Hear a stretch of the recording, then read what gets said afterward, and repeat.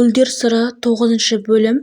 Бірнеше бөлімдері қалып қойды. Қалған сериясын келген жерінен бастап кетейік. Серхат пен Зейнеп Қадерді іздеп жүр, өйткені Қадерді ұрлап кетті. Оны ұрлаған әрине Түләй мен оның өгей әкесі деп топшылады. Салонда игі әйел Жиханның әйелі Азраны өсектеп отыр. Оның өзінің ойы жоқ, күйеуі барлығын қалап жатыр. Күйеуі айтқанын ғана жасайды. Күйеуі таңдап беріп жатыр деген секілді. Серхат Зейнептің үйінде шай ішіп жатыр. Ол өмірінде жеп көрмеген нәрселерді де жеп таң қалып жатқан кезде Серхатқа Азра қоңырау шалады. Өйткені Азраның асуы соншалықты күйеуін сатып береді. Жихан Қадерді ұрлатты. Ол осындай жерлерге кетті. Дәл сол жерге барсаң, Қадерді табасың дейді. Серхаттың үйінің есігі қоңырау соғылады. Әрине алдында Хаял шығады. Оған Седап келеді. Мен сендерге тосын сыйым бар дейді. Осы кезде арғы бөлмеден айқайлаған Хаялдың сіңілісінің дауысы шығады. Әрине шашын күйдіріп тастапты. Оны істеген Хаял еді.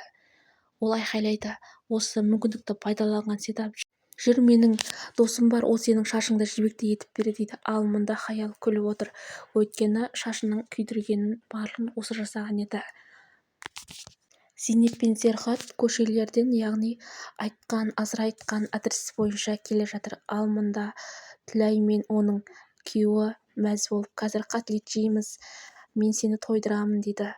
Ал мұнда ашуланған Жихан әйелінің өзі айтқандай шаш түсін жасатпаған үшін ұрсып жатыр. Және де оған жақындап оның қолын қайырмақ болған сәтте көшедегі бір әйел көріп қалады. Сол кезде сыпайылық сақтап: біз әйелімді сүйемін деп оның бетінен әдейі сүйіп жатыр. Бірақ алдағы уақытта көрсетеді оған қандай жаза қолданатынын.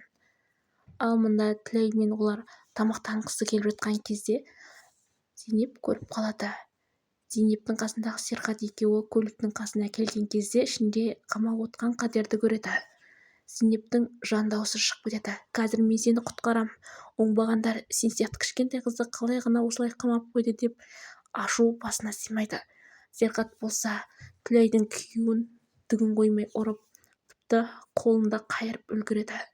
Сен Қадерді осы қолмен ұрдың ба? Зейнепті осы қолмен қайырдың ба? Осылай жазасын беріп кетеді. Ендігі уақытта Қадерді бақпаса да ақшаны ай сайын салып отыратын және де үстінен қозғаған істі, арызды алып тастауын талап етеді. Ал сыртта Зейнептің Түләйді қалай қорлап ұрып жатқанын көреді.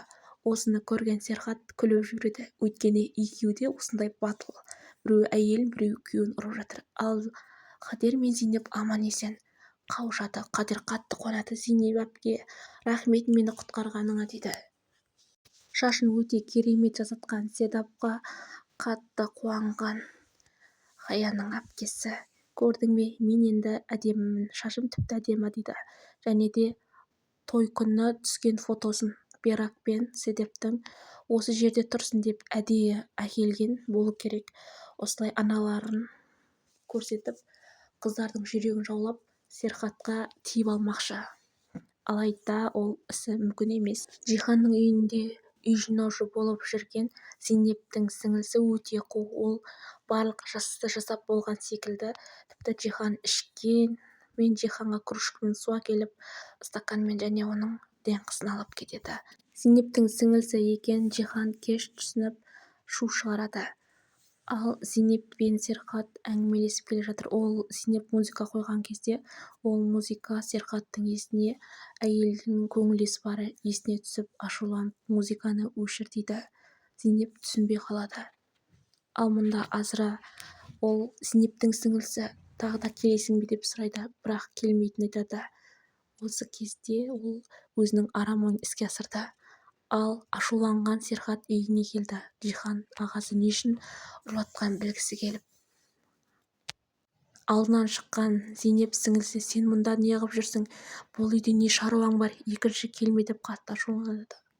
Шашының күйдіріп тастаған айтып жалып жасап атқан Хаялдың сіңілісі. Одан кейін Зейнеп барлығын реттемек болған кезде Седап: мен барлығын реттеп қойдым дейді. Олай қызғанып тұр. Серхатты қызғанады.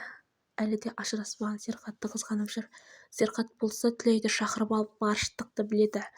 Бұл жерде Қадердің әкесінен қорыққаннан Қадерді бағып жүргенін айтады. Ақшаны міндетті түрде бірақ береді десе де, бір кездері тастап кеткісі келсе де, Қадердің әкесінен қорыққаннан.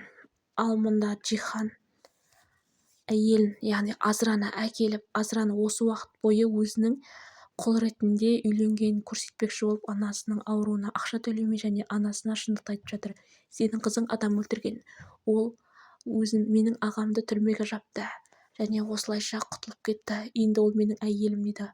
Осылайша манипуляция жасаған Жиханды жек көрем. Жихан Берақтың көңілдесі болып шығатынын да алдағы уақытта көрсету керек. Тіпті ағасының да інісінің де сүйген ғашықтарын өзіне қаратып алған Жихан ең нашар адам. Жалғасы бар.